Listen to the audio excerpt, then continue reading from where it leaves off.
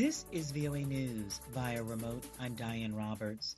Russian shelling killed 5 civilians and wounded 5 others in 2 East Ukrainian cities Saturday, the local governor said. The fighting has become increasingly fierce in the region, where authorities have urged residents to evacuate before a feared Russian offensive. Saturday, the Ukrainian army announced on Facebook that it had, quote, destroyed 4 tanks, 8 armored vehicles, and 7 enemy vehicles, as well as a plane, a helicopter, end quote, and drones.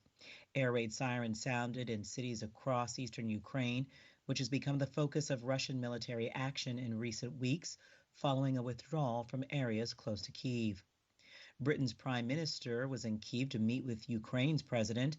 AP correspondent Charles de Ledesma has more. The meeting between Boris Johnson and Volodymyr Zelensky is being described by officials as a show of solidarity with the Ukrainian people. The unannounced visit comes a day after Johnson pledged another $130 million in high-grade military equipment to Ukraine. Speaking on Friday at a news conference with German Chancellor Olaf Scholz, Johnson said he would give Ukraine's military more Starstreak anti-aircraft missiles, another 800 anti-tank missiles and precision munitions capable of lingering in the sky until directed to their target.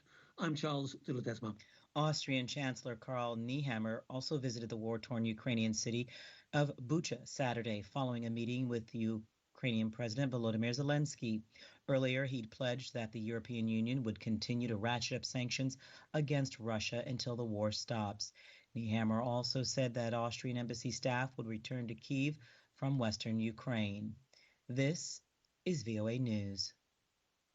German Defense Minister Christine Lambrecht reiterated her doubts Saturday about maintaining the German armed forces' commitment in Mali during a trip to the country in which she spoke of atrocities committed in Mora.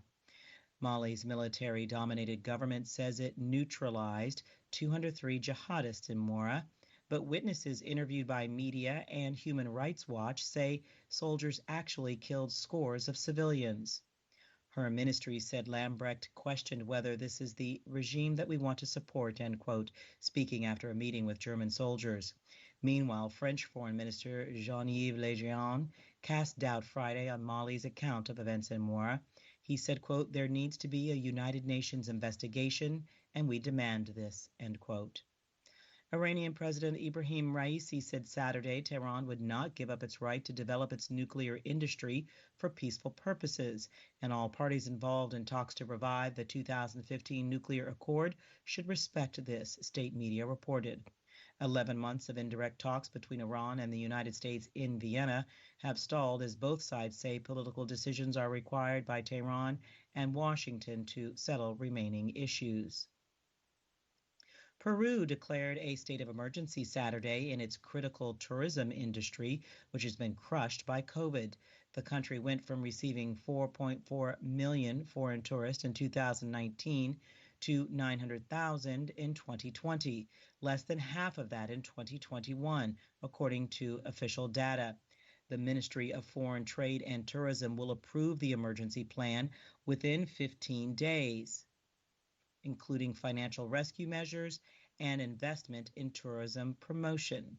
Peru in December began to suffer the third wave of the pandemic, but infections have decreased considerably in recent weeks.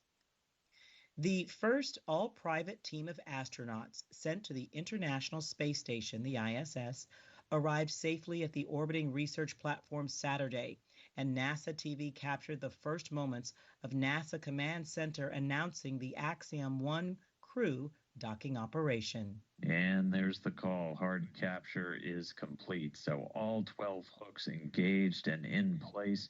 Next up are some umbilicals, but Dragon now firmly attached to the space station. We see the visors come up on the crew inside.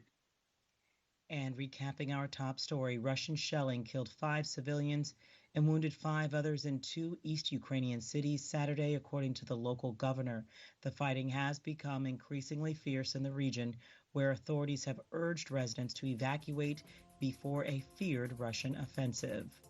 Via remote, I'm Diane Roberts.